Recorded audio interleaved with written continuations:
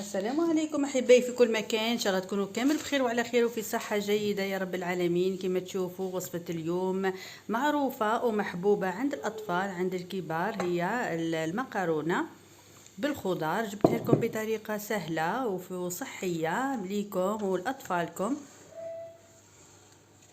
بالحبق او الريحان، كاين يسميوه الحبق وكاين يسميوه الريحان، البازيليك en français.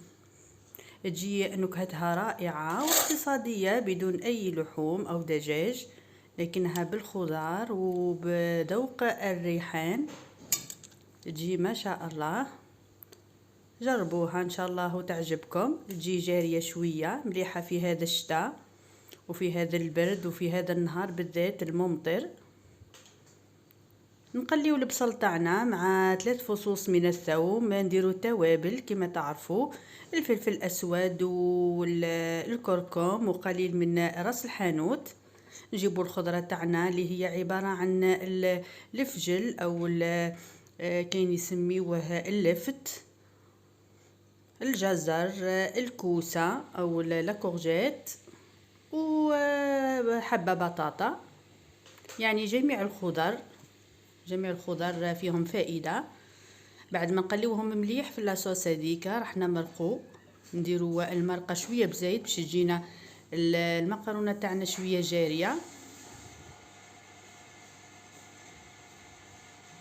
بعد ما تغلي مليح ونخليوها طيب الخضار على مهلها.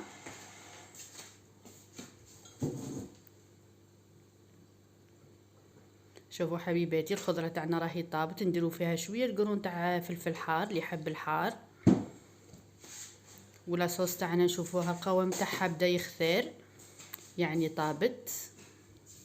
نروحوا للمكرونه نتاعنا، نحطوا الماء يغلي كما تعرفوا، نخليوها تغلي حتى 8 دقائق فقط، لانها راح تزيد تغلي شويه في لاصوص، ما نخليوهاش 10 دقائق. نديروا فيها الا الملح. شوفوا حبيباتي باش متعجنكمش المكرونه تاعكم، ما ديروش الزيت في الماء. هاو الريحان حبيباتي او الحبق او اللي يسميوه البازيليك، جبتوا ورقات كاملين، تحبوا تقصوه تحبوا تحطوه كامل، من الاحسن ان يكون في اي منزل. نكهته رائعه مع لاتاي ومع اي شيء ينحي الانتفاخات، مفيد جدا وعنده نكهه رائعه خاصه في العجائن.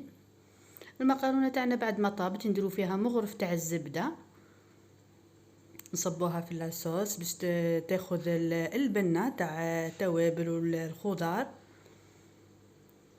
ما نخليوهاش تغلي بزاف، نخليوها 5 دقائق تدي البنه مليح، نحركوها جيدا.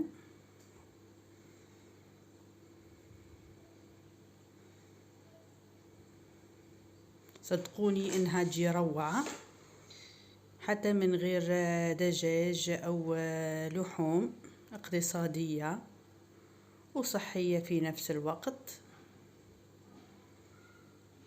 هاي بعد ما غليت مليح حبيباتي كما قلت لكم حتى 5 دقائق، راح نعطيها لكم في صحن التقديم. ما شاء الله تليق بزاف في هذه الايام البارده تاع الشتاء. ان شاء الله عجبتكم وصفه اليوم، خفيفه ظريفه. واذا عجبتكم ما تنسونيش بالاشتراك وتفعيل الجرس ليصلكم كل جديد. وبقى لي غير نقول لكم في امان الله وحفظه، مع السلامه.